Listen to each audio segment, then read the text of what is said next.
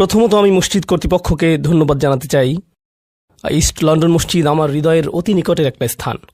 আসলে আমি কাউকে না জানিয়ে এখানে আসাটা পছন্দ করি। আর এর আগেও আমি এখানে কিছু সোশ্যাল এক্সপেরিমেন্ট পরিচালনা করেছি। কয়েক মাস আগে আমি এখানে এসেছিলাম। সম্ভবত বিষয়টা আমি আগেও বলেছিলাম যে কয়েক মাস আগে আমি এখানে এসেছিলাম জুমার নামাজে অংশ নেওয়ার জন্য। তখন আমি শ্রোতাদের মাঝে ছিলাম, একটা হুডি পরিহিত ছিলাম, তাই কেউ আমাকে চিনতে পারেনি।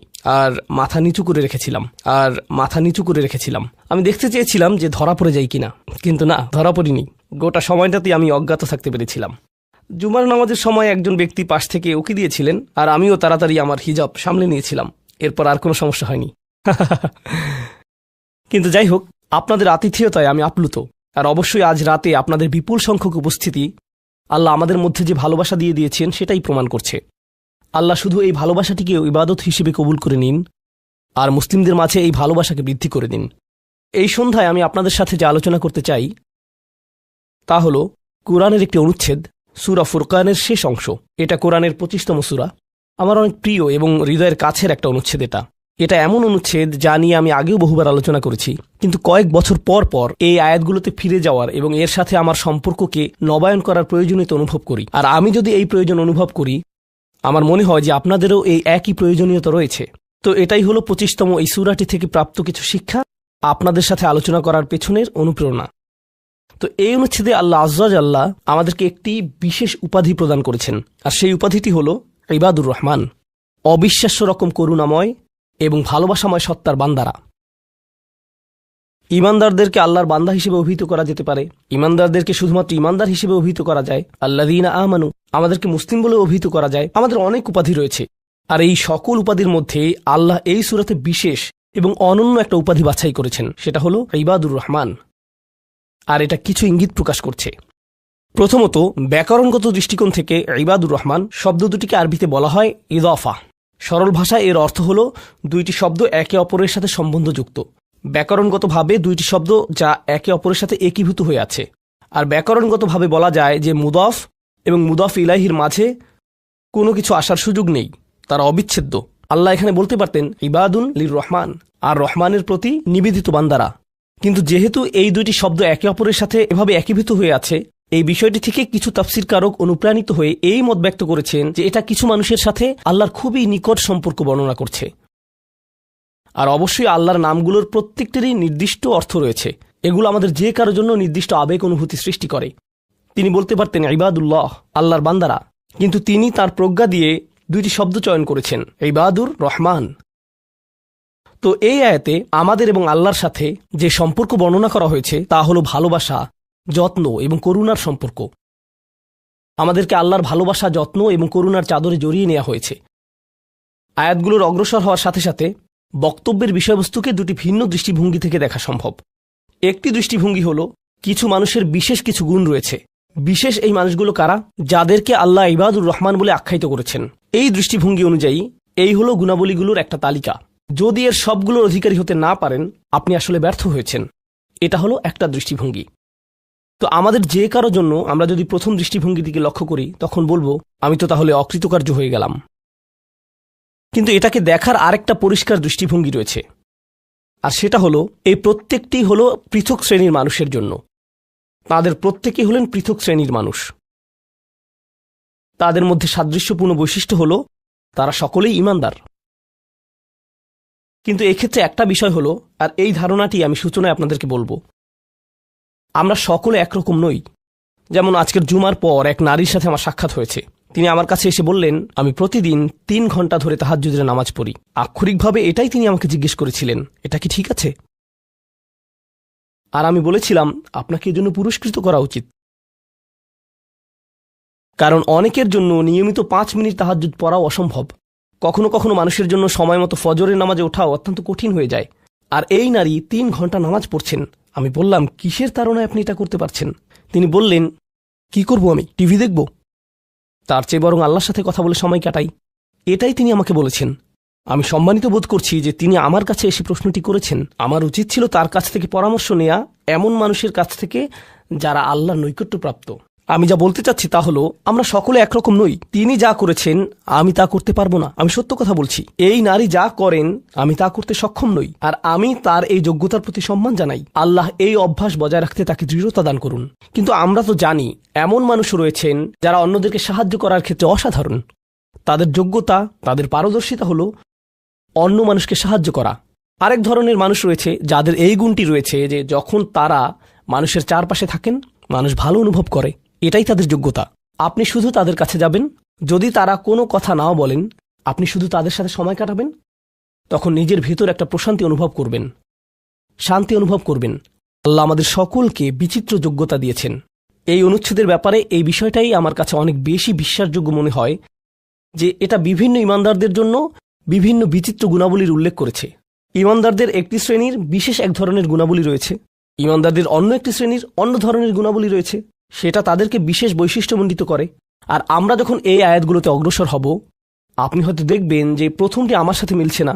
আমি আশা করছি যে কমপক্ষে একটি গুণের অধিকারী হব। আপনি হয়তো একের অধিক গুণের সাথে মিল খুঁজে পাবেন, আর সেটাও আপনাকে ইবাদুর রহমান হিসেবে অন্তর্ভুক্ত করবে। এখানে প্রথম গুণটি চমৎকার। হয়তো ভাবতে পারেন যে আল্লাহ তাআলা হয়তো সবচেয়ে নৈকট্যপ্রাপ্ত বান্দাদের দিয়ে শুরু করবেন, যাদেরকে তিনি সবচেয়ে ভালোবাসেন। হয়তো তিনি তাদেরকে দিয়ে শুরু করবেন যারা সবচেয়ে বেশি নামাজ পড়ে, যারা তার উপাসনা সবচেয়ে বেশি করে, যারা আল্লাহর প্রতি আধ্যাত্মিক ধ্যানে সবচেয়ে মগ্ন। কিন্তু আল্লাহ কি দিয়ে শুরু করলেন? তিনি বললেন আল্লাযীনা ইয়ামশুনা আলাল আরদি হাওনা। অবিশ্বাস্য রকম করুণাময় সত্তার বান্দারা, এই বিশেষ মানুষগুলো হলো তারা যারা বিনম্রতার সাথে পৃথিবীতে চলাফেরা করে। আল্লাযীনা ইয়ামশুনা আলাল আরদি হাওনা। সামনে এগোনোর আগে এটা দিয়ে কি বোঝাচ্ছে তা আমাদেরকে উপলব্ধি করতে হবে। এর অর্থ এটা না যে আপনি যখন রাস্তায় হাঁটবেন অর্ধেক রুকু করা অবস্থায় হাঁটবেন, এরকমভাবে মাথা নিচু করে রাখবেন আর বলবেন যে আমি বিনয় প্রকাশ করছি। এটা বিনয় প্রকাশ করা নয়। আপনি সোজাভাবেই হাঁটবেন। আপনি মানুষের সাথে তাচ্ছিল্য সহ কথা বলবেন না। আর আলাল আরদি এই ধারণাটি হলো যেখানেই যান, হয়তো ঘরে থাকতে পারেন, হয়তো কাজে থাকতে পারেন, হয়তো শিক্ষা প্রতিষ্ঠানে থাকতে পারেন, হয়তো আপনার কর্মচারীদের সাথে কাজে আছেন, হয়তো আপনার নিয়োগদাতার সাথে কথা বলছেন, হয়তো কথা বলছেন শিশুদের সাথে, অথবা কথা বলছেন বড়দের সাথে, হয়তো আপনার বাবা মায়ের সাথে কথা বলছেন, হয়তো এটা অন্য কেউ, হয়তো এটা মুসলিম হতে পারে অথবা অমুসলিম। যখনই মানুষের সাথে কথা বলেন এক ধরনের বিনয় থাকতে হবে। যেভাবে আপনি তাদের সাথে কথা বলবেন, কাউকে মূল্যহীন বোধ করাবেন না আপনার কথার দ্বারা। যেভাবে তার দিকে তাকান, যেভাবে নিজেকে উপস্থাপন করেন, এটাই আল মাশি আলাল আরদি হাওনা। পৃথিবীর বুকে বিনয় সহকারে চলাফেরা করা, বিনম্রভাবে। আপনারা দেখবেন যে কোরআনে বিভিন্ন রকমের অহংকারের কথা এসেছে। এখন এখানে সবাই জানেন যে অহংকার হলো হৃদয়ের একটা ব্যাধি, এটা থাকে হৃদয়ের ভিতর, তাই না? কিন্তু ভিতরে যখন কোনো ব্যাধি থাকে, যেমন কোনো ভাইরাস যদি ভিতরে থাকে, বাইরে এর কিছু লক্ষণ প্রকাশ পায়, উচ্চ তাপমাত্রা, ঘাম, এই ধরনের লক্ষণ। কোরআন তুলে ধরছে অহংকারের কিছু লক্ষণ। উদাহরণস্বরূপ আল্লাহ বর্ণনা করছেন যেভাবে মানুষ অন্যের দিকে তাকায়। কোরআন বলছে যে এমন মানুষ ছিল যারা রাসূল সাল্লাল্লাহু আলাইহি সাল্লামের দিকে এভাবে দৃষ্টিপাত করত, ইয়াকাদুল্লাযীনা কাফারু লা ইউযলিকুনাকা বিআবসারিহিম। তারা এত কঠিনভাবে আপনার দিকে তাকায় যে তারা যেন তাদের দৃষ্টি দ্বারা আপনাকে মাটিতে ফেলে দেবে, এরকম কঠিনভাবে তারা আপনার দিকে তাকায়। অন্য কথায় তারা কোনো কিছু বলেনি, তারা কোনো কিছু করেনি। তাদের অহংকার কোথায় ছিল? শুধুমাত্র তাদের মুখমণ্ডলে, শুধুমাত্র তাদের চোখে। তো তরুণদের জন্য এটা একটা উপদেশ। তোমার বাবা মা হয়তো তোমার সাথে কিছু নিয়ে চিৎকার করছেন, সেটা ন্যায্য বা অন্যায্য যাই হোক, আর তুমি বসে বসে শুনছো, আর তোমার রক্ত গরম হয়ে উঠছে এবং পাল্টা চিৎকার করতে মন চাইছে, কিন্তু তুমি শুধু কুৎসিত চাহনি দিয়ে তাদের দিকে তাকিয়ে আছো। এই কুৎসিত চাহনি দিয়ে তাকিয়ে আছো, আর তোমার মা বলছেন আমার দিকে এভাবে তাকিয়ে আছো কেন? আমি তো কোনো কথা বলিনি। তুমি কিছু বলনি, এটা পুরস্কার পাওয়ার মতো কিছু না। তুমি কিছু বলনি, এটা পুরস্কার পাওয়ার মতো কিছু না। কারণ অধ্যত্ব শুধু তোমার কথাতেই থাকে না। তবে অভিনন্দন যে তুমি কোনো কিছু বলনি, এটা অপেক্ষাকৃত ভালো, কারণ সেটা তাহলে আরও খারাপের দিকে যেত। কিন্তু এক ধরনের অধ্যত্ব, ক্রোধ এবং বিনয়ের অভাব আমাদের চোখে মুখে ফুটে ওঠে। সুম্মা নজর, সুম্মা আবাসা অবাসার, সুম্মা আদবার ওয়াস্তাকবার। শুধু যেভাবে কারো দিকে তাকান, শুধু যেভাবে ভ্রু কুঁচকান, শুধু যেভাবে চোখ ঘুরান, কখনো কখনো যেভাবে কারো দিকে তাকান, কখনো কখনো যেভাবে কারো দিকে না তাকান। কেউ আপনাকে সালাম দিয়েছে, আপনি তার দিকে তাকালেনও না, অন্যদিকে ফিরলেন এবং তা উপেক্ষা করলেন, অথবা শুধু ওয়ালাইকুম আসসালাম বললেন। আপনি সালামের জবাব দিয়েছেন, কারণ তা না হলে তো গুনাহ হতে পারে, কিন্তু জবাব দিলেন খুবই নিচু স্বরে, এটা নিশ্চিত করার জন্য যাতে সে শুনতে না পায়, আর সে মনে করলো যে আপনি জবাব দেননি। এরকম যে আল্লাহ জানেন যে আমি জবাব দিয়েছি, কিন্তু আমি তাকে এটা জেনে পরিতৃপ্তি লাভ করতে দিব না যে আমি তার সালামের জবাব দিয়েছি। তো যখন সে এসে বলে যে ভাই আমি তো আপনাকে সালাম দিয়েছি, আপনি জবাব দেননি, আমি তো জবাব দিয়েছি। এটাও হাউন এর অভাব। আল্লাযীনা ইয়ামশুনা আলাল আরদি হাওনা, মানুষের প্রতি বিনয়, শিশুদের প্রতি করুণা, বয়স্কদের প্রতি করুণা, এমন মানুষদের প্রতি করুণা যারা এর যোগ্য না। আর প্রসঙ্গক্রমে এর অর্থ এটা না যে আপনাকে অপমান করার সুযোগ আপনি মানুষকে করে দিবেন। এমন পরিস্থিতি আছে আমাদের পরিবারগুলোতে, আমাদের বন্ধুবান্ধবের মাঝে, আমাদের পরিসরে, যেখানে কিছু মানুষকে অবমাননা কর হিসেবে পাবেন। এমনটা ঘটে। আপনার পরিবারে এমন মানুষ রয়েছে, কখনো কখনো আপনার পিতামাতাও এরকম হতে পারেন। এটা খুবই কষ্টদায়ক বিষয়, এটা খুবই অন্যায্য বিষয়। আর আপনাকে এগুলো সবসময় শুনতে হয়, বারবার শুনতে হয়। শ্রোতাদের ভিতরে এমন নারী রয়েছেন যাদেরকে আমি দেখতে পাচ্ছি না, তারা পর্দার আড়ালে রয়েছেন, কিন্তু তারা যে অবস্থাতেই থাকেন, হয়তো শ্বশুরবাড়ির আত্মীয় অথবা ভাই বোন বা অন্য কারো কাছ থেকে তাদের কথা শুনতে হয়, আর তাদের এটা সব সময় শুনতে হয়, আর এগুলো শুনে তাদের রক্ত গরম হয়ে যায়। তখন কি করবেন? আপনাকে তখনও বিনয় ধরে রেখে যা করা শিখতে হবে তা হলো প্রথমত সেরকম পরিস্থিতি থেকে দূরে থাকবেন। যদি জানেন যে মেজাজের ভারসাম্য হারিয়ে ফেলবেন, তখন সেখান থেকে বেরিয়ে যান। এই মুহূর্তে আমি এই আলোচনায় অংশ নিতে পারবো না, দুঃখিত, আমি একটু হাঁটতে যাব। রাগে বিস্ফোরিত হয়ে যাওয়ার আগে এটা থেকে বেরিয়ে যান। এটাই প্রথমত এবং প্রধানত ইয়ামশুনা আলাল আরদি হাওনা। যুক্তিসঙ্গতভাবেই আয়াতটিতে এর সাথে যা সম্পর্কিত, ওয়া ইযা খাতাবাহুমুল জাহিলুনা ক্বালু সালামা, অল্প অল্প করে অবিশ্বাস্য কিছু শিক্ষা এখানে প্রদান করা হয়েছে। আরবি ভাষায় ইদা অর্থ যদি না, এর অর্থ যখন। যখন বিরক্তিকর ব্যক্তিরা, যখন সেই ব্যক্তিরা যাদের নিজস্ব নিয়ন্ত্রণ নেই, এরা যখন তাদের সাথে কথা বলে, যখন মূর্খ লোকেরা তাদের সাথে কথা বলে, এখানে বলা হচ্ছে না যে যদি তারা কথা বলে, বরং আয়াতে বলা হচ্ছে যখন তারা কথা বলে। আল্লাহ আমাকে এবং আপনাকে জানিয়ে দিচ্ছেন যে এমন লোক সব সময় থাকবে যারা আমাদের উদ্দেশ্যে কথা বলবে, যারা আমাদের সাথে আলোচনায় অংশ নিবে, যারা আমাদের সাথে ভাব প্রকাশ করবে। তাদের আচরণ হয়তো ভালো হবে না, এরকমটা ঘটবে, এটা এড়াতে পারবেন না। এই ধরনের অপ্রীতিকর অভিজ্ঞতার শিকার আপনাদের প্রত্যেককেই হতে হবে, আমি সহ। এমন লোক থাকবে যারা জাহেল। এখানে জাহেল অর্থ উপলব্ধি করুন।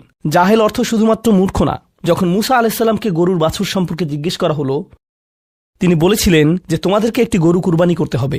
আর তারা বলেছিল, তুমি কি তামাশা করছো? আতাত্তাখিযুনা হুজুয়া, তুমি কি আমাদের সাথে উপহাস করছো? আমাদেরকে গরু কুরবানি করতে হবে? এখানে আমাদের সামনে জটিল পরিস্থিতি রয়েছে, কিন্তু কোনো গরু কুরবানির প্রয়োজন নেই। তিনি আসলেই রেগে গেলেন। আপনারা জানেন যখন মুসা আলাইহিস সালাম রেগে যান, তখন তিনি কিছু একটা করে ফেলতে পারেন। তো তিনি তৎক্ষণাৎ আল্লাহর কাছে প্রার্থনা করলেন এবং বললেন, আউযু বিল্লাহি আন আকুনা মিনাল জাহিলিন, আমি জাহেলদের অন্তর্ভুক্ত হওয়া থেকে আল্লাহর আশ্রয় প্রার্থনা করি। এর অর্থ মূর্খ নয়, কারণ স্পষ্টতই মুসা আলাইহিস সালাম ছিলেন পৃথিবীর জ্ঞানী মানুষদের একজন।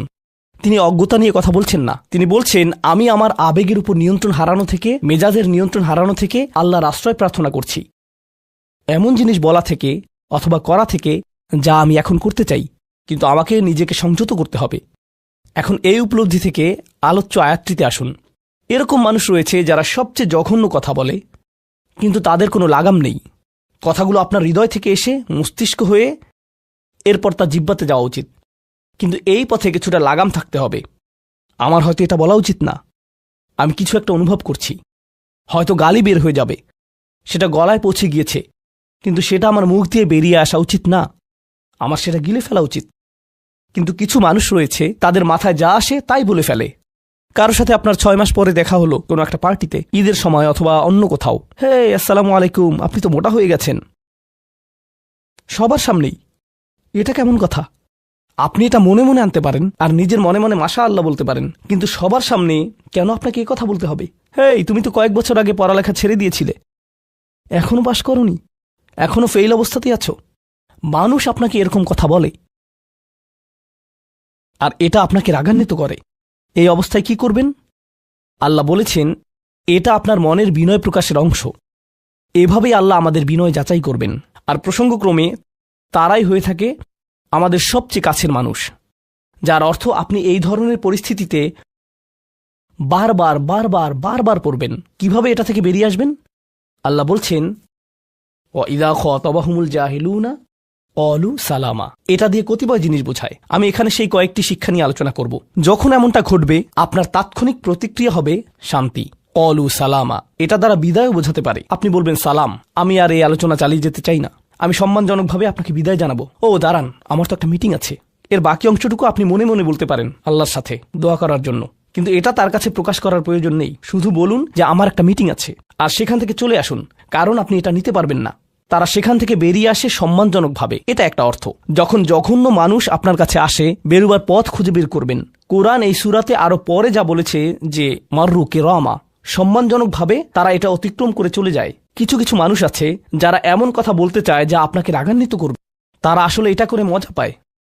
তারা কথা বলবে শুধু আপনাকে উত্তেজিত করার জন্য। আর তাদের কেউ কেউ জানে যে ঠিক কি বলতে হবে, কারণ তারা আপনার সাথে আগেও কথা বলেছে। আর তারা জানে যে কোন জিনিস আপনাকে রাগিয়ে তুলে, তাই তারা জানে যে কোন বাটনটি প্রেস করতে হবে আর কিভাবে আপনাকে বিরক্ত করতে হবে। আপনি বসে আছেন, আমি উত্তেজিত হব না, আমি উত্তেজিত হব না, আমি উত্তেজিত হব না, কিন্তু তার কথা শুনে আপনি বিশাল দানবে পরিণত হয়ে গেলেন, যার ফলে সব ধ্বংস হয়ে যাবে। আর সেই ক্ষেত্রে আপনাকে আগে এটা রোধ করতে হবে। আপনি এখানে কথা বলতে পারেন আর বলতে পারেন যে দেখুন, আমি এই বিরোধ চাই না, আসুন শান্তিপূর্ণ সময় ব্যয় করি, আসুন এই বিষয়টা নিয়ে আজ আর কথা না বলি, এতে অনড় থাকুন। এটা দিয়েও কলু সালামা বোঝায়, আমি আপনার সাথে ঝগড়া করতে চাই না, আমি শুধু চাই আলোচনাটা যাতে কুৎসিত পথে এগিয়ে না যায়। কখনো কখনো আমরা ভদ্রতা দেখাই, আর সেই সুযোগে মানুষ আমাদেরকে অসম্মানজনক কথা বলতে থাকে, এবং আত্মবিশ্বাসের সাথে মানুষকে জানিয়ে দিবেন যে তাদেরকে থামতে হবে, তারা সীমা ছাড়িয়ে যাচ্ছে। এটা সঠিক নয়, এমনটা করা সম্মানহীনতা নয়, শিষ্টাচার বহির্ভূত নয়। আপনি নিজের জন্য রুখে দাঁড়াতে পারেন, কিন্তু এটা শুধু মর্যাদাপূর্ণ উপায়ই করতে হবে, এমনভাবে যা শান্তিপূর্ণ। এছাড়াও সালামা শব্দটিকে অনেকেই অবস্থা হিসেবেও দেখেছেন। অন্য কথায়, যখন তারা জবাব দেয় তারা পরিপূর্ণ শান্তিপূর্ণ অবস্থায় থাকে, এটা ভিন্ন একটা অর্থ। যখন জঘন্য মানুষের আপনার সাথে কথা বলে, তারা আপনাকে বিরক্ত করে, তারা রাগান্বিত করে, তারা মিথ্যার পর মিথ্যা, মিথ্যার পর মিথ্যা, মিথ্যার পর মিথ্যা বলে, আর আপনাকে সেখানে বসে এটা শুনতে হয় যেন এটা সত্য। আর তারা এটা অন্য মানুষের সামনে বলে, আর আপনি কোনো কারণ ছাড়াই ঝামেলায় পড়ে যান। যখন আপনি জবাব দেন, আপনার জবাব যাই হোক, জবাবটা শান্ত হওয়াটাই উত্তম। যখন জবাব দিবেন, আপনাকে শান্ত এবং পরিশীলিত হতে হবে। এটাই কলু সালামা। আর যারা জীবনে এটা ধারণ করতে পারে, তারা আল্লাহর কাছে বিশেষ মানুষ, ইবাদুর রহমান। অন্য কথায়, এই অনুপ্রেরণাটিকে আমাদের মনে রাখতে হবে। সেই রকম সময়ে যেই ব্যক্তির সাথে আপনি কথা বলছেন, সে এর যোগ্য না, বরং সে হয়তো চপটাঘাত পাওয়ার যোগ্য।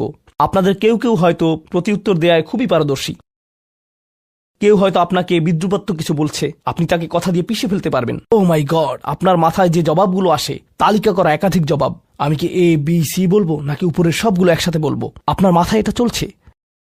আর সেই মুহূর্তে যখন আপনি বিরত হওয়ার সিদ্ধান্ত নেন, কঠিনভাবে না বলার, প্রতিক্রিয়া না দেখানোর, শান্ত থাকার সেই শক্তি অর্জনের জন্য আপনার আর আমার অনুপ্রেরণা যা হবে তা হলো, আমি ইবাদুর রহমানের মধ্যে সামিল হতে চাই।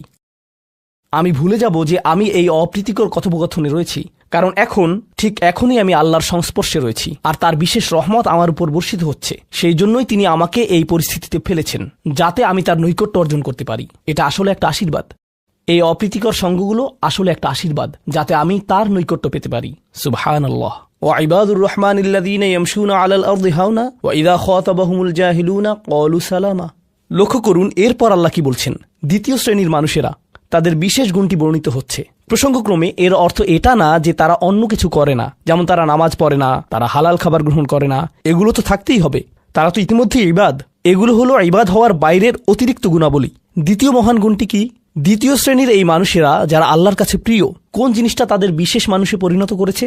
ওয়াল্লাযীনা ইয়াবিতুনা লিরাব্বিহিম সুজ্জাদান ওয়া কিয়ামান। যারা রাত্রি অতিবাহিত করে তাদের প্রভুর উদ্দেশ্যে সিজদারত এবং দণ্ডায়মান অবস্থায়। তারা লোকচক্ষুর অন্তরালে গভীর রাতে নামাজে মশগুল থাকেন, কারণ তারা জানেন যে রাতের গভীরে আল্লাহ তাদের সবচেয়ে নিকটে থাকেন। আমাদের অনেকের জন্য এটা অনেক কঠিন যে আল্লাহ যদি তার সবচেয়ে নৈকট্যপ্রাপ্ত মানুষদের কথা বলেন, এই শ্রেণীর মানুষদের দিয়ে শুরু করাটাই প্রত্যাশিত ছিল। এটাই প্রত্যাশিত ছিল যে আল্লাহ এমন মানুষদের দিয়ে শুরু করবেন যারা সবচেয়ে বেশি নামাজ আদায় করে, বিশেষত এমন সময়ে যখন তিনি নিকটে থাকেন, যা হলো রাতের মধ্যপ্রহর। সেখান থেকেই শুরু হওয়ার কথা ছিল, কিন্তু না, তিনি সেখান থেকে শুরু করেননি। তিনি বিনয় দিয়ে শুরু করেছেন, কারণ রাতের সেই নামাজ যখন আপনি এবং আমি আল্লাহর সামনে বিনয়াবনত হই, নামাজরত অবস্থায় অন্য কেউ দেখার সুযোগ না থাকে, চমৎকৃত করার মতো আর কেউ না থাকে, একমাত্র যাকে আপনি চমৎকৃত করতে চান তিনি হলেন আল্লাহ। আপনার আত্মাভিমান চলে গিয়েছে, আল্লাহর সম্মুখে দণ্ডায়মান হয়ে আপনি পূর্বেকৃত সকল অপরাধ স্বীকার করেছেন।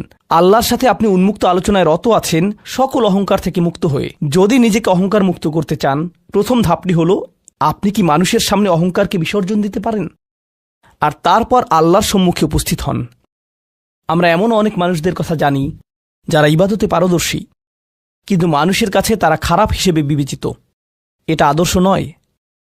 এখানে একটি শ্রেণীকে অগ্রাধিকার দেয়া হয়েছে, আর এরা তারাই যারা মানুষের সাথে বিনয়ী।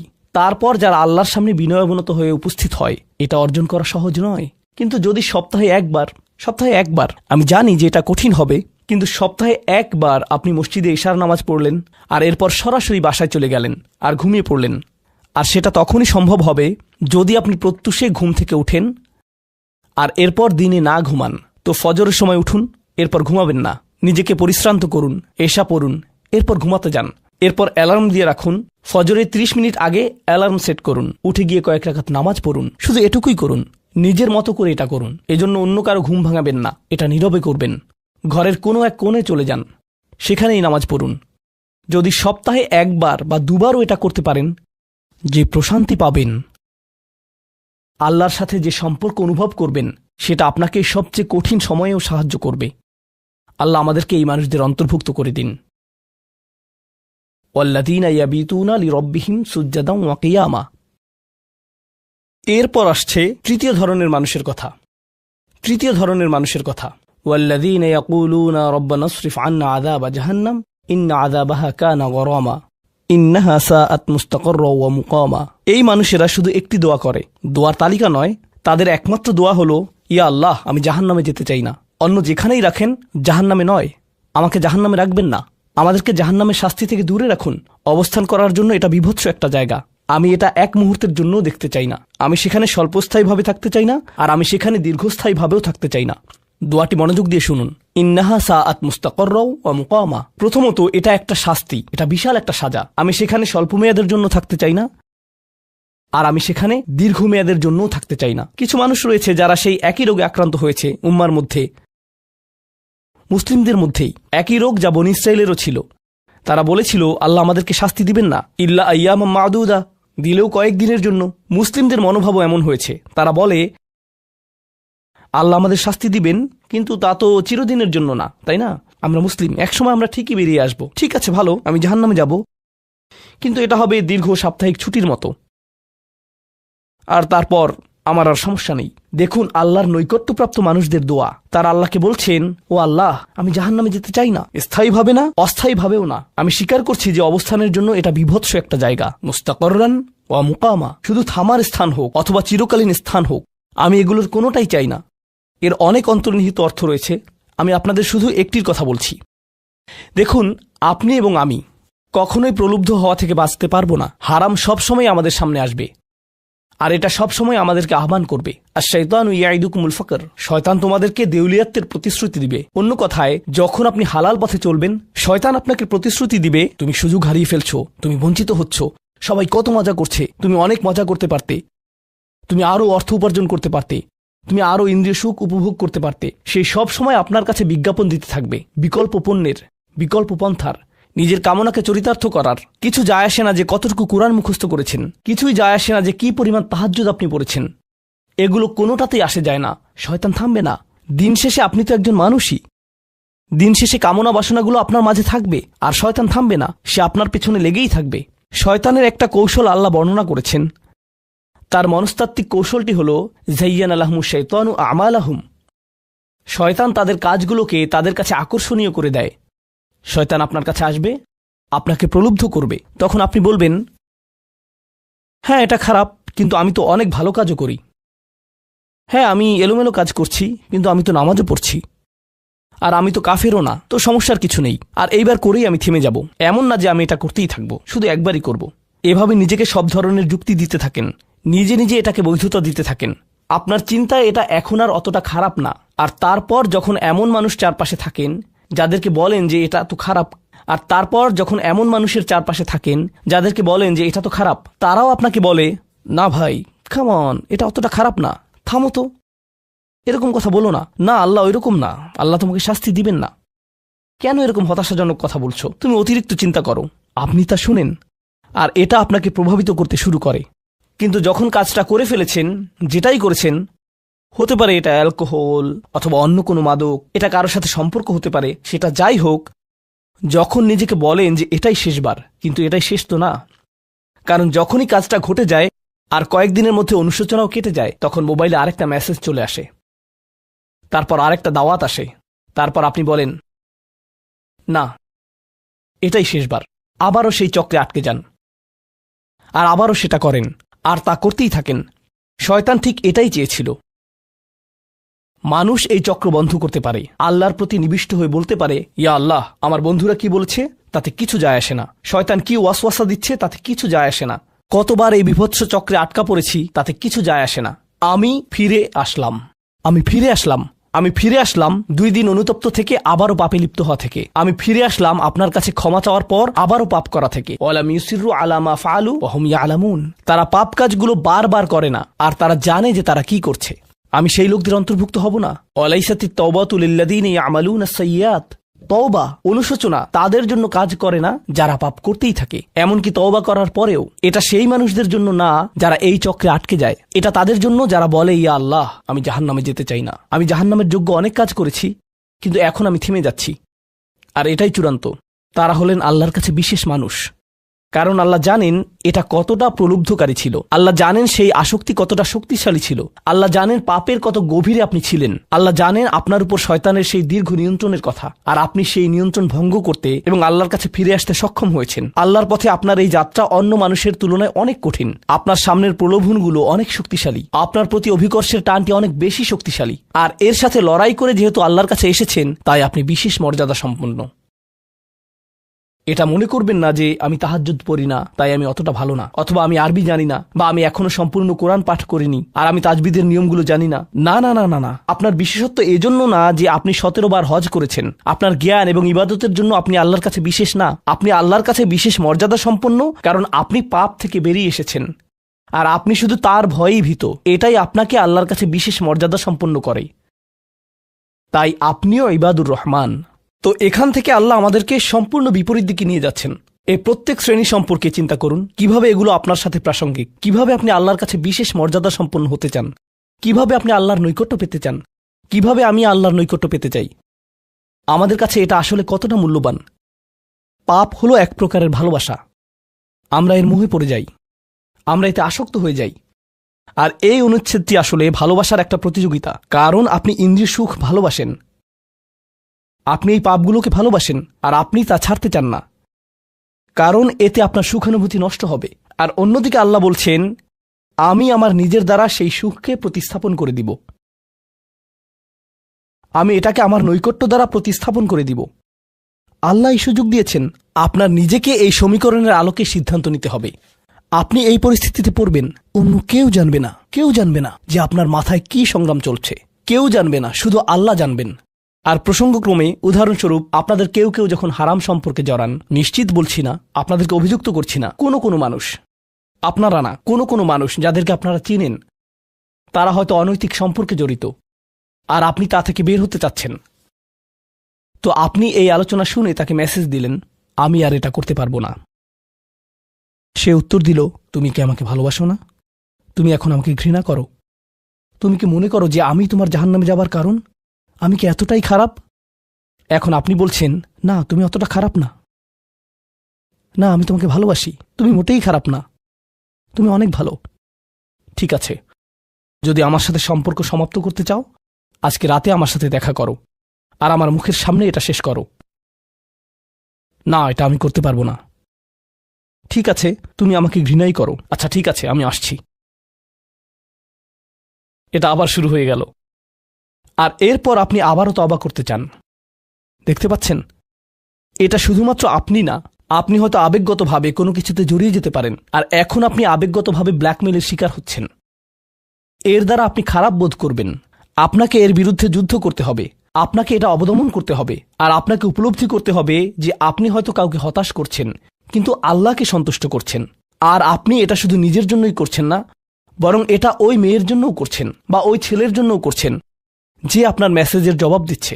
সে আল্লাহর সামনে দাঁড়াবে এটাও আপনি চান না। আপনি যদি তাকে আসলেই ভালোবাসেন, শুধুমাত্র যদি তাকে কামনা না করেন, বরং তাকে ভালোবাসেন, তাহলে আপনি তাকেও রক্ষা করতে চাইবেন। তো এখন আমরা খুবই অপ্রত্যাশিত স্থানে চলে যাচ্ছি। আল্লাহর কাছে আরও কে বিশেষ মর্যাদা সম্পন্ন? ওয়াল্লাযীনা ইযা আনফাকু লাম ইউসরিফু ওয়া লাম ইয়াকতুরু ওয়া কানা বাইনা যালিকা কওয়ামা। এই মানুষেরা যখন তারা অর্থ ব্যয় করে, তারা সকল অর্থ উড়িয়ে দেন না, তারা অতিরিক্ত খরচ করেন না, আর তারা কৃপণও নয়। তারা অনেক বেশি খরচ করেন না, আর তারা অনেক কমও খরচ করেন না। তাদের বাজেট ভারসাম্যপূর্ণ। বাজেটের সাথে আল্লাহর নৈকট্যের সম্পর্ক কি? সম্পর্ক রয়েছে। কারণ আল্লাযীনা ফি আমওয়ালিহিম হাক্কুন মালুম, তাদের অর্থে অন্যদের অধিকার রয়েছে যা সুবিদিত। আপনার পিতামাতার অর্থনৈতিক সহায়তা প্রয়োজন, আপনার সন্তান, আপনার ভাই বোন, আপনার স্ত্রীর প্রয়োজন, এমন অনেক ক্ষেত্র রয়েছে যার জন্য আপনার অর্থ প্রয়োজন। কিন্তু যখন আপনি প্রয়োজনহীন জিনিসে আসক্ত হয়ে পড়েন আর আপনার অর্থ যখন ব্যয় হয় সিনেমার পর সিনেমা, সিনেমার পর সিনেমায়, সাবস্ক্রিপশনের পর সাবস্ক্রিপশনে, গেমের পর গেম, এরপর গেমে, গাড়ির জন্য নতুন যন্ত্রাংশ কেনার পেছনে, যেই চাকা দেখতে উল্টো দিকে ঘূর্ণায়মান, তার প্রয়োজন আপনার নেই। সেগুলো আপনি দেখবেন না যখন আপনি গাড়ি চালাবেন, সেটা অন্য কেউ দেখবে।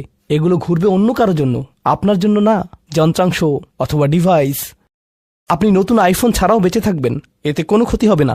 স্যামসাং যদিও কিছুটা বিপজ্জনক, তারপরও অনেক বোনেরা পার্স অথবা ব্যাগের জন্য এমনটা করেন। ও আল্লাহ, এই ব্যাগগুলোর কোনোটার দাম কয়েক লাখ টাকা। বলছি না যে আপনি এগুলোর কোনোটাই কিনতে পারবেন না, কিন্তু আল্লাহ বলছেন ঠিক আছে খরচ করো, কিন্তু অতিরিক্ত খরচ করো না। আপনাদের কারো কারো জন্য আবার সবচেয়ে খুশির বিষয় হলো টাকা ধরে রাখা। আপনি স্ত্রীকে সাথে নিয়ে সুপার শপে গিয়েছেন, তিনি 1 প্যাকেট দুধ নিলেন। আমাদেরকে এত বেশি দুধ প্রয়োজন, ছোট প্যাকেট নিতে পারো না? ডিসকাউন্টের জন্য অপেক্ষা করতে পারো না? এটা দুধ, এটা ডিম, এগুলো নিয়ে কৃপণতা না করলে হয় না? এমন মানুষ রয়েছে যারা প্রাপ্য মানুষদের টাকা ধরে রাখে। আপনার সন্তানদের অর্থ প্রয়োজন, তাদের চলার জন্য কিছুটা পকেট খরচ প্রয়োজন, আপনার স্ত্রীর কিছুটা অর্থ প্রয়োজন। যদি তিনি গৃহ ব্যবস্থাপনার দায়িত্বে থাকেন আর তিনি নিজে উপার্জন না করেন, আর তিনি আপনার কাছে বলেন আমি কি 500 টাকা পেতে পারি? কিসের জন্য তোমার টাকা প্রয়োজন? আমাকে সম্পূর্ণ প্রতিবেদন প্রদান করবে, সকল রিসিট দেখাবে। দাঁড়ান, 1 মিনিট থামুন। এটা লাম ইয়াকতুরু, এটা আপনার জন্য চ্যালেঞ্জ হতে পারে। আপনি যদি আল্লাহর নৈকট্য লাভ করতে চান, আপনার পরিবারের খাবারের প্রসঙ্গ আসলে তাদেরকে জঞ্জালের মতো বিবেচনা করবেন না। আপনার জন্য সর্বোত্তম খরচের খাত হলো আপনার পরিবার। নিজের পরিবারের সাথে এরকম খারাপ আচরণ করবেন না, কিন্তু অতিরিক্ত খরচও করবেন না। অন্যরা এমন আছে যারা টাকা উড়ায়। আল্লাহ হয়তো আপনাকে কিছুটা অর্থ দিয়েছেন আর আপনি আপনার 16 বছরের সন্তানকে BMW কিনে দিলেন যাতে সে রাস্তার পাশে লাগিয়ে দিয়ে অ্যাক্সিডেন্ট করতে পারে, আর তারপর তাকে আরেকটা কিনে দিলেন। না না না, আপনি এমনটাও করতে পারবেন না। লাম ইউসরিফু ওয়ালাম ইয়াকতুরু ওয়া কানা বাইনা যালিকা কওয়ামা, তারা একটি ন্যায্য ভারসাম্যপূর্ণ পন্থা অবলম্বন করে এই 2 অবস্থার মাঝে অবস্থানের জন্য। পরবর্তী গুণটি আমার প্রিয়, মনোযোগ দিয়ে শুনুন। এরা সবাই একটি শ্রেণী।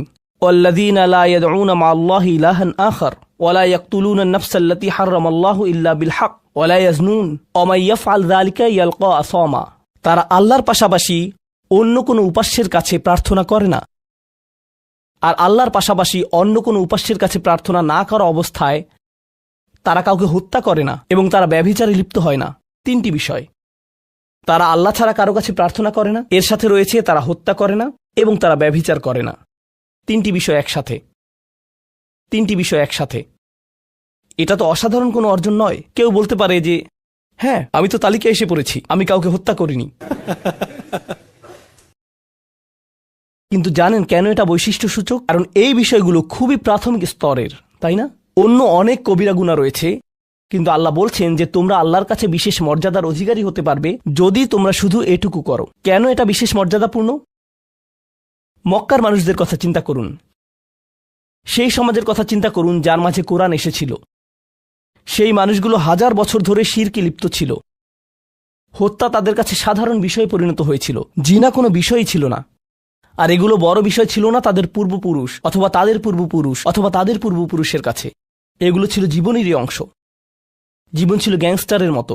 আর যখন তারা এই সকল কিছু ছেড়ে আল্লাহর কাছে আসলো, তাদের পরিবারকে বলেছিল যে ও তুমি তো এখন মুসলিম, কংগ্রাচুলেশনস। তাদেরকে সকল ধরনের বিভৎস অভিজ্ঞতার সম্মুখীন হতে হয়েছিল, তাদের প্রিয় মানুষদের কাছ থেকে, তাদের সমাজ থেকে, তাদের বন্ধু বান্ধবদের কাছ থেকে, কারণ তারা সেই অপরাধগুলো ত্যাগ করেছিলেন, তাই না?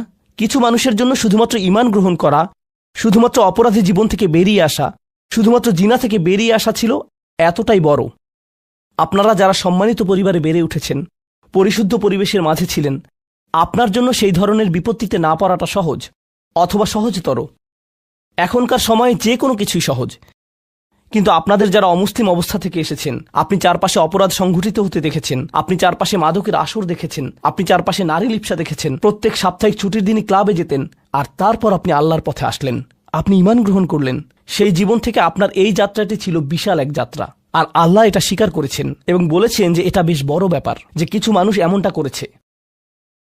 শুধু এই বিবেচনায় তারা বিশেষ মর্যাদাময়, তারা অন্য কিছু জানে না, তাদের ব্যাপক কোনো জ্ঞান নেই, কিন্তু মূল বিষয় হলো তারা আল্লাহর সন্তুষ্টির জন্য হিজরত করেছেন, তারা সেই বড় পাপগুলো থেকে আল্লাহর অভিমুখে যাত্রা করেছেন।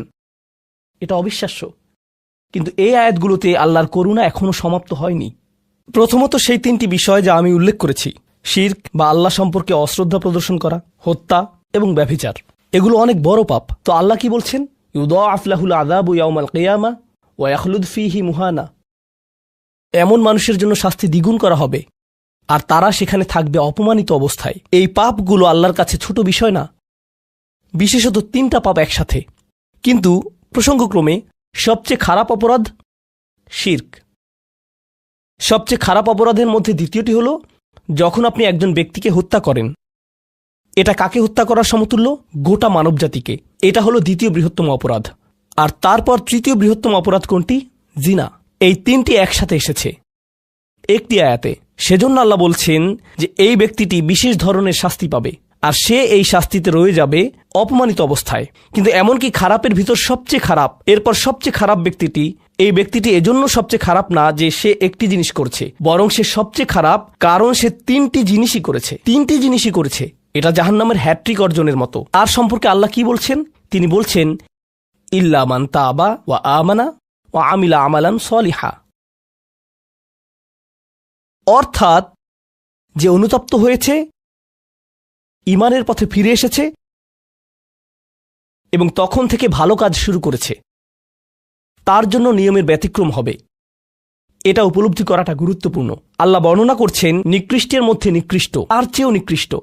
আর তারপর বলেছেন এমনকি সেই ব্যক্তির ক্ষেত্রেও যদি সে আমার কাছে ফিরে আসে, আমি তাকে শাস্তিতে নিক্ষেপ করব না। কিন্তু এতটুকু যথেষ্ট না।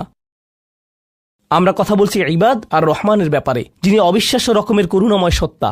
তো তিনি তাদেরকে শুধুমাত্র জাহান্নাম থেকে রক্ষা করেই ক্ষান্ত হবেন না, তিনি আরও কি করবেন? ফাউলাইকা ইউবাদদিলুল্লাহু সাইয়্যাতিহিম হাসানাত। সেই মানুষগুলোর মহাপাপগুলোকে প্রতিস্থাপিত করবেন। আর আমি আপনাদেরকে মনে করিয়ে দিচ্ছি সেই পাপগুলো কি? শিরক। ইন্নাশ শিরকা লাযুলমুন আযীম। হত্যা, কাআন্নামা কাতালান নাসা জামিআ, সে যেন গোটা মানবজাতিকে হত্যা করল। এবং জিনা, ব্যভিচার, সবচেয়ে বড় পাপ এগুলো। আল্লাহ বলছেন যে পাহাড় সমান তাদের এই সমগ্র পাপ কাজগুলোকে আমি প্রতিস্থাপন করে দিব ভালো কাজ দিয়ে। কিন্তু তারা এখনো কোনো ভালো কাজ করেনি, তারা এখনো নামাজ পড়েনি, তারা এখনো ইবাদত করেনি, তারা এখনো হজ করেনি, তারা এখনো দান করেনি। তারা মূলত যা করেছে তা হলো অনুতপ্ত হয়েছে। আর এখন থেকে তারা ভালো কাজ করবে। আল্লাহর জন্য এতটুকুই যথেষ্ট।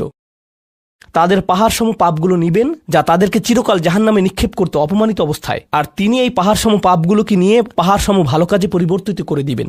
এটাই আল্লাহ করবেন তাওবাকারীদের জন্য। আপনিও বিশেষ মর্যাদার অধিকারী হবেন। শুধু তাওবা করুন।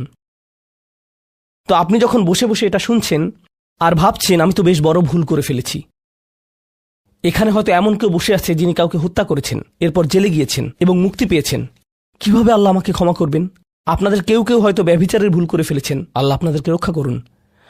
আপনাদের কেউ কেউ হয়তো সেই পথে অগ্রসর হচ্ছেন, আপনাদের কেউ কেউ হয়তো শিরক করেছেন। সকল ধরনের অপরাধ সংঘটিত হচ্ছে, আর মানুষ সকল ধরনের অপরাধে লিপ্ত হচ্ছে। আপনি যদি তওবা করেন এবং আল্লাহর কাছে ফিরে আসেন, এই সকল অপরাধ শেষ হয়ে যাবে। কিন্তু এরপর আপনাকে ভালো পথে চলতে হবে। ওয়া আমিলা আমালান সলিহা ফাউলাইকা ইউবাদদিলুল্লাহু সাইয়্যাতিহিম হাসানাত। অন্য কথায়, যখন আপনি আল্লাহর কাছে ফিরে আসবেন, এটা প্রকৃত অর্থেই প্রত্যাবর্তন হতে হবে, এটা কৃত্রিম হতে পারবে না। ওয়া কানাল্লাহু গফুরুর রহিমা। আর আল্লাহ সর্বদাই ক্ষমাশীল, অতিমাত্রায় ক্ষমাশীল, সর্বদা প্রেমময়, যত্নশীল এবং করুণাময়। আমার সময় ফুরিয়ে যাচ্ছে, কিন্তু আপনাদের সাথে আরও কয়েকটা বিষয় শেয়ার করতে চাই। আসুন এই তালিকাটা প্রথমে শেষ করি। এটা শেষের দিকে। কেউ বলতে পারে যে আমি শিরক করিনি, আমি হত্যা করিনি, আমি জিনাও করিনি, আমি শুধু ছোট বিষয়গুলো করেছি। যেমন আমি ফজরের নামাজ পড়িনি, একদিন ফ্রিজ থেকে আমার ভাইয়ের চকলেট মিল্ক চুরি করে খেয়েছি, বেশ কয়েকবার বাবার সাথে চড়া মেজাজে কথা বলেছি, আরেকদিন একটা পার্টিতে কিছুটা গীবত করে ফেলেছি। কিন্তু আমি হত্যা করিনি। এই তওবা তো আসলেই খারাপ অপরাধীদের জন্য। তাহলে আমার কি হবে? সাধারণ পাপীদের কি হবে? বাকি আমরা যারা রয়েছি, কারণ তারা হলো উঁচু স্তরের পাপী, তাই না? তো পরবর্তী আয়াত বলছে, তোমরা বাকি যারা রয়েছ, ওয়ামান তাবা, যেই তাওবা করেছে, যে কোনো ধরনের তাওবা, আমিলা সলিহান, সৎ কাজ করেছে, ফাইন্নাহু ইয়াতুবু ইলাল্লাহি মাতাবা, তো যখন সে আল্লাহর কাছে ফিরে আসে আন্তরিকভাবে অনুতপ্ত হয়ে, আল্লাহ সেটাও স্বীকার করেন। না না না, কারণ আমার পাহাড় সম পাপ প্রয়োজন, এটাকে পাহাড় সম পুণ্যে রূপান্তরিত করার জন্য, এটাকে পাহাড় সম পুণ্যে রূপান্তরিত করার জন্য এমন প্রয়োজন নেই। যেই পাপে লিপ্ত থাকেন না কেন, শুধু তওবা করুন। ফাইন্নাহু ইয়াতুবু ইলাল্লাহি মাতাবা ওয়াল্লাযীনা লা ইয়াশহাদুনা যুর। এমন মানুষ যারা অন্যায়ের সাক্ষ্য হয় না, এর অর্থ হলো তারা সহ্য করে না যখন কোনো অন্যায় সংঘটিত হয়। এই মানুষগুলো আল্লাহর কাছে মর্যাদা সম্পন্ন, কারণ তাদের পরিসরে কেউ যখন মানসিকভাবে নির্যাতনের শিকার হয়, কেউ যখন অর্থনৈতিকভাবে নির্যাতনের শিকার হয়, তাদের পরিবারে ধরুন 2 ভাই মিলে কোনো ব্যবসা করে আর তাদের একজন সকল অর্থ আত্মসাৎ করে অন্যজনকে বঞ্চিত করে, যার ফলে আদালতে গিয়ে এখন একে অপরের বিরুদ্ধে অবতীর্ণ। সেখানে আপনার হয়তো কোনো এক পক্ষের সাথে সম্পর্ক রয়েছে, আপনি নিশ্চুপ দাঁড়িয়ে থেকে অন্যায় হতে দিবেন না। আপনি এটা হতে দিবেন না। যদি এটা আপনার নিজের বাবার বিরুদ্ধেও যায়, যদি এটা আপনার স্বামী স্ত্রী বা সন্তানদের বিরুদ্ধেও যায়, আপনি অলসভাবে দাঁড়িয়ে থেকে অন্যায়কে সহ্য করবেন না, আপনি প্রতিবাদ করবেন। কমপক্ষে এর নীরব অংশীদার হবেন না, আপনি সে স্থান ত্যাগ করবেন। এর সাথে আমার কোনো সম্পর্ক নেই, আমি এর অংশ হতে চাই না। লা ইয়াশহাদুনা যুর এর আরেকটা অর্থ হলো তারা মিথ্যা সাক্ষ্য প্রদান করে না। কখনো আপনার উপর চাপ থাকে এমন মানুষের পক্ষ অবলম্বন করার জন্য যারা অন্যায়কারী। আপনি জানেন যে তারা অন্যায়কারী, কিন্তু তারা বলে পরিবার আগে ভাই, অথবা বন্ধুত্ব সবার আগে। আর আপনি যদি এটা করেন, যদি আপনার আনুগত্য ভুল স্থানে প্রদান করেন, এটা জেনে শুনে যে আপনি ভুল, তাহলে এটা লা ইয়াশহাদুনা যুর এর লঙ্ঘন। আয়াতটির দ্বিতীয় অংশ ওয়া ইযা মাররু বিল্লাগwi মাররু কিরামা, এটাও অসাধারণ। এই আয়াতে আল্লাহর কাছে আপনাকে অসাধারণ বানিয়েছে কোনটি? আপনি একটা আসরে রয়েছেন, বন্ধুরা সবাই ঘুরে বেড়াচ্ছে, অথবা আপনি হয়তো কোনো হোয়াটসঅ্যাপ গ্রুপে আছেন। আজকাল যোগাযোগের বিভিন্ন মাধ্যম রয়েছে, আর এই সকল যোগাযোগের মাঝে মানুষ যুক্তিহীন কথা বলে থাকে, মানুষ একে অপরের বিরুদ্ধে গীবত করে, তারা একে অপরের প্রতি বিদ্রূপ করে, তারা একে অপরের সময় নষ্ট করে, আর আপনি এর সাথে কোনো সম্পর্ক রাখতে চান না। তো আপনি কি করবেন? আপনি আসরটি ত্যাগ করবেন। কিন্তু আপনি প্রথমে একটা লেকচার দিবেন না যে এগুলো সবই অর্থহীন, তোমরা নিজেদের সময় নষ্ট করছো, আস্তাগফিরুল্লাহ, আমি তোমাদেরকে আল্লাহর দিকে ডাকছি এবং তওবা করতে আহ্বান জানাচ্ছি, তোমরা এই ভিডিওটি দেখো, আমি এই আসর ত্যাগ করছি না। অথবা আপনি কোনো পার্টিতে রয়েছেন আর বললেন আস্তাগফিরুল্লাহ, তোমরা সবাই গীবত করছো, আমি এখান থেকে চলে যাচ্ছি। ওয়া ইযা মাররু বিল্লাগwi মাররু কিরামা, যখন তারা এই ধরনের আসরের পাশ দিয়ে যায়, যখন তারা এই ধরনের পরিস্থিতির সম্মুখীন হয়, তারা সেখান থেকে বেরিয়ে আসে সম্মানজনক উপায়ে, মাররু কিরামা। অন্য কথায়, তারা তাদের নিজস্ব মর্যাদা রক্ষা করে, তারা এমন অবস্থায় পড়ে না যা অন্যদেরকে এবং তাদের নিজেদেরকে অপমানিত করে। আর এই প্রক্রিয়ায় তারা অন্য কাউকে খারাপ বোধও করায় না, তারা সম্মানজনক অজুহাত তৈরি করে এবং নিজেদেরকে সেই পরিস্থিতি থেকে বের করে আনে। ওয়া ইযা মাররু বিল্লাগwi মাররু কিরামা। আর সবশেষে ওয়াল্লাযীনা ইযা যুকিরু বিআয়াতি রাব্বিহিম লাম ইয়াখিরু আলাইহা। আসলে এখনো শেষ হয়নি, আপনাদের ভালো বোধ করার জন্য বললাম। ওয়াল্লাযীনা ইযা যুকিরু বিআয়াতি রাব্বিহিম লাম ইয়াখিরু আলাইহা সুম্মান ওয়া উমিয়ানান। এটা জুমায় অংশগ্রহণকারীদের জন্য। যখন তাদেরকে স্মরণ করিয়ে দেয়া হয়, তারা অন্ধ এবং বধিরের মতো পড়ে থাকে না।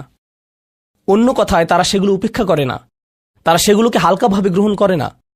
তারা কিছু শোনার পর বলে না যে হ্যাঁ, এটা আমার সম্পর্কেই বলেছে, এটা ঠিকই আমার বিবেককে আঘাত করেছে, কিন্তু আমি ভুলে যাব যে এটা আমি শুনেছি, আমি ভান করব যে এটা আমার সম্পর্কে না,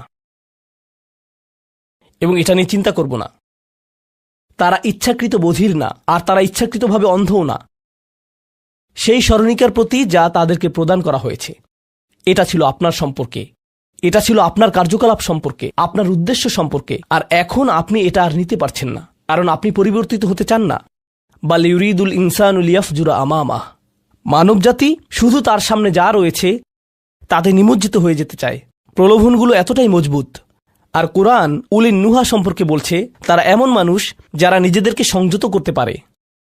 আপনাকে স্মরণ করিয়ে দেয়া হচ্ছে নিজেকে সংযত করার জন্য, আর আপনি বলছেন আমি সংযত হতে চাই না, আমি এই অবস্থাতেই ভালো আছি, আমি ইতিমধ্যেই কাজটি করার দিন, তারিখ এবং স্থান নির্ধারণ করে ফেলেছি এবং টিকিটও করে ফেলেছি।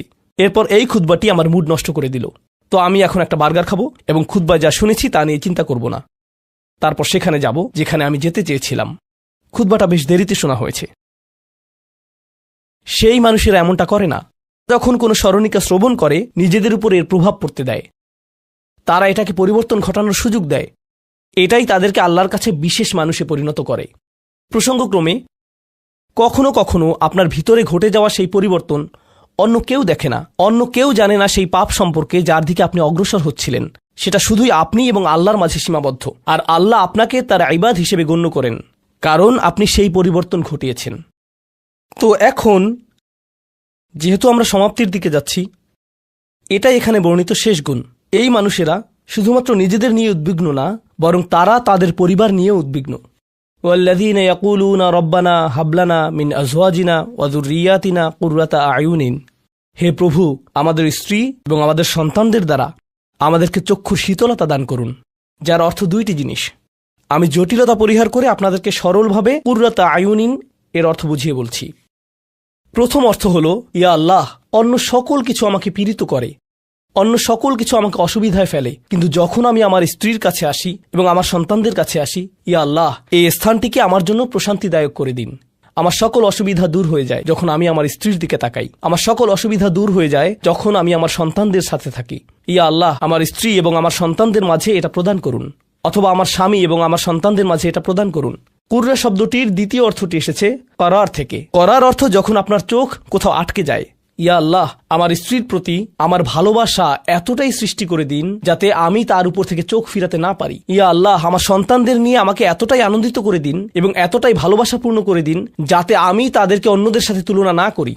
আমার যা রয়েছে তা নিয়ে আমি সুখী, তারা খারাপ বোধ করুক এটা আমি চাই না। আমি তাদের অর্জনের স্বীকৃতি প্রদান করি। আমাকে সেই সামর্থ্য দান করুন যাতে স্ত্রী এবং সন্তানদের মাঝে কুররাতু আয়ুন খুঁজে পাই। আমাকে একটি মজবুত পরিবার দান করুন এবং আমাকে আমার পরিবারের প্রতি সন্তুষ্ট করে দিন। আপনাদের অনেকের জন্য একমাত্র দুশ্চিন্তার বিষয় হল স্ত্রী এবং সন্তান।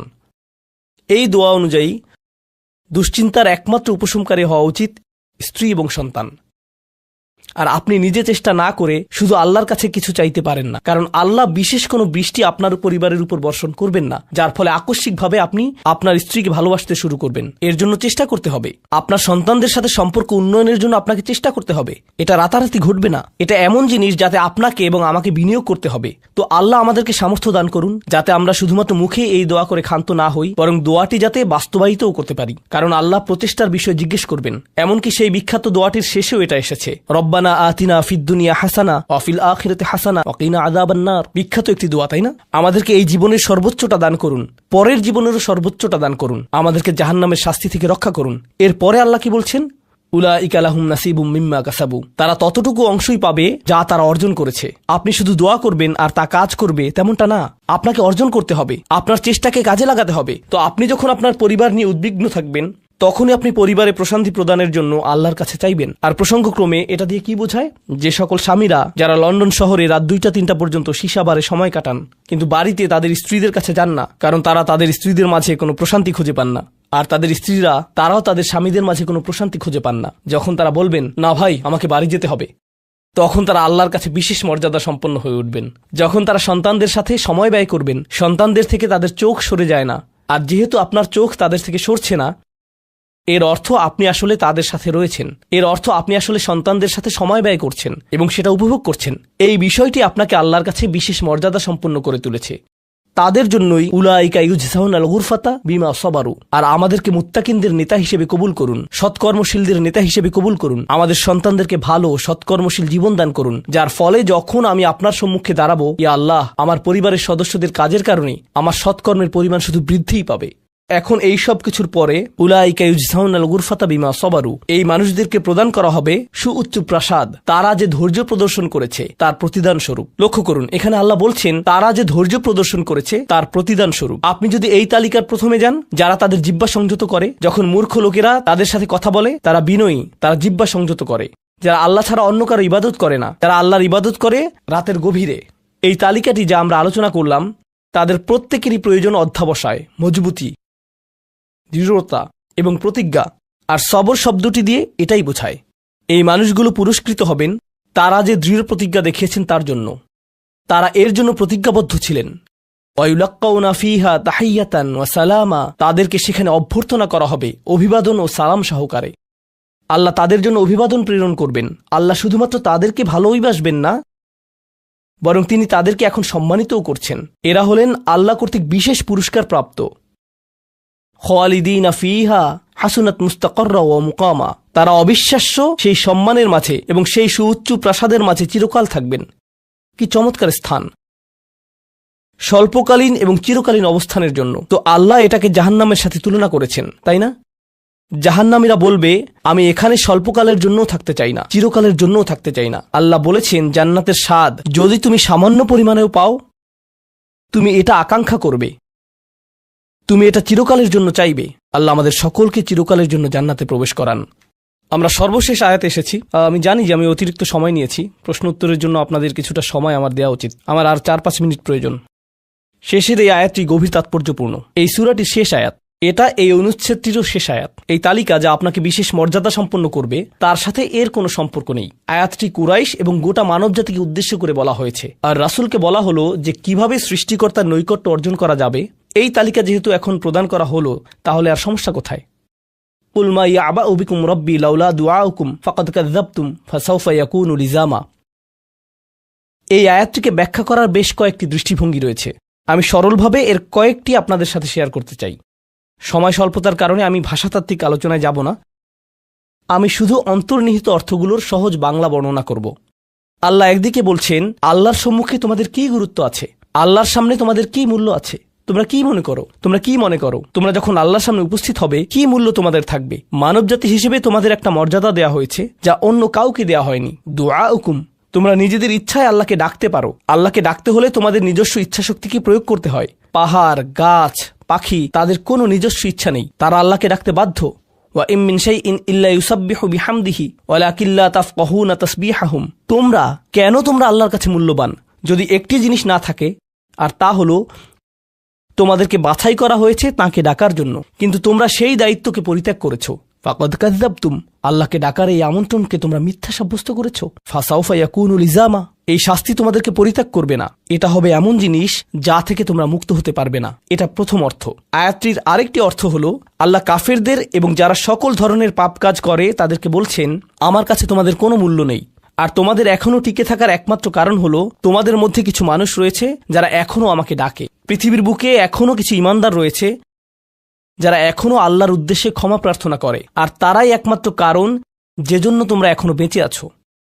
আয়াতের তৃতীয় অর্থটি কাফেরদের উদ্দেশ্যে এবং এমন মুসলিমদের উদ্দেশ্যে যারা আল্লাহ থেকে অনেক দূরে রয়েছে, তাদের জন্য এটা প্রযোজ্য। আল্লাহ বলেছেন, তোমাদের কি মূল্য রয়েছে আমার কাছে? তোমরা নামাজ পড়ো না, তোমরা আনুগত্য করো না, তোমরা হালাল উপার্জন করো না, তোমরা সকল আদেশ লঙ্ঘন করো, কিন্তু কোনো কারণে মরিয়া হয়ে যদি তুমি আমাকে ডাকো, তারপরও আমি তোমাকে যথাযোগ্য মূল্যায়ন করব। এখনও তোমাকে সুযোগ দিয়ে যাচ্ছি, লাউলা দুআউকুম, কিন্তু মোটের উপর তুমি এখনও এই সকল কিছুকে মূল্যহীন বিবেচনা করছো। তুমি স্বীকার করছো না যে আমি তোমাকে যা কিছু দিয়েছি এবং যা কিছু করতে বলেছি তা আসলে তোমার কাছে অর্থবহ। তুমি এই সকল কিছুকে মূল্যহীন এবং মিথ্যা বিবেচনা করছো। তোমার এই স্বভাব পরিবর্তন করো, কারণ শীঘ্রই এটা স্থায়ীভাবে লেগে থাকা শাস্তিতে পরিণত হবে। আল্লাহ এটা বলেননি যে তোমাকে শাস্তি দেয়া হবে, বরং তিনি বলেছেন শীঘ্রই তোমাকে শাস্তি দেয়া হবে, শীঘ্রই তুমি এটা থেকে আর মুক্ত হতে পারবে না। অর্থাৎ তোমার জন্য এখনও সুযোগ রয়েছে, বদলে যাও। আয়াতটির আরেকটা অর্থ হল, হে কুরাইশরা, যদি আল্লাহ তোমাদেরকে কোরআনের মাধ্যমে আহ্বান না করতেন, তাহলে অন্য কোন জিনিস তোমাদেরকে মূল্যবান সাব্যস্ত করত? আল্লাহ তোমাদেরকে এই কিতাবটি দিয়ে সম্মানিত করেছেন, আর সর্বোপরি আল্লাহ আপনাকে এবং আমাকে এই কোরআন দিয়ে সম্মানিত করেছেন। তারপরেও তোমরা এটাকে সম্পূর্ণরূপে অগ্রাহ্য করছো।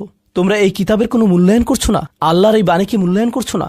এখনও সময় আছে, নিজেকে সংশোধন করো এবং আল্লাহ তার কথা বলার জন্য যে তোমাদেরকে বেছে নিয়েছেন তার গুরুত্ব অনুধাবন করো। আয়াতটির সর্বশেষ অর্থ, আল্লাহ তোমাদেরকে শাস্তি দেওয়া পছন্দ করেন না। আয়াতাংশটির ভাষাতাত্ত্বিক একটি অর্থ হল, তোমাদেরকে শাস্তি দেওয়ার জন্য আল্লাহ আগ্রহী নন। তাঁর কোনো উদ্দেশ্য এবং আকাঙ্ক্ষা নেই তোমাদেরকে শাস্তি দেওয়ার, কিন্তু আল্লাহ ছাড়া অন্য কাউকে ডাকার যে অপরাধ তোমরা সংঘটিত করেছ তা এতই বড় যে এর জন্য শাস্তি দিতেই হবে। অন্য কথায়, আল্লাহ আপনাকে শাস্তি দিচ্ছেন যদিও তিনি চান না। মা ইয়াফআলুল্লাহু বিআযাবিকুম, তোমাদেরকে শাস্তি দিয়ে আল্লাহর কোনো প্রাপ্তি নেই। আপনাকে শাস্তি দিয়ে আল্লাহর কি পাওয়ার আছে? আল্লাহ এখানে বলছেন, আমি তোমাদেরকে শাস্তি দিতে চাই না,